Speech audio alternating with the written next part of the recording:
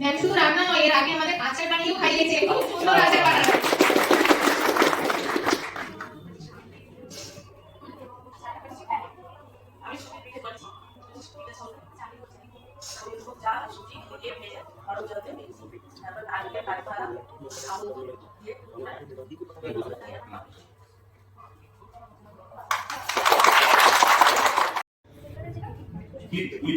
এটা আমাদের অনেক পুরনো, মানে মানে আমরা ছোটবেলা থেকে পিঠে পিঠে আসছি, সেটা সেটা আপনি নতুন করে কিছু একটা করেছেন। কারণ আমি যেরকম পিঠে পিঠে লাল হলুদ এসব সেরকম কিছু দেখিনি, বা এত বড় বড় ছোট ছোট দেখেছি। এগুলো তো এগুলো এখন পাওয়া যায় না, মানে এখন বাড়িতে রান্না এরকম করতে গেলে তাদের অনেক কিছু ভাবতে হয় যে কি করে করবো, এই পুরোনো কাকিমা জেঠিমাদের মন করে করতে হয়, তাই না? এরপরে আমরা যাবো অন্য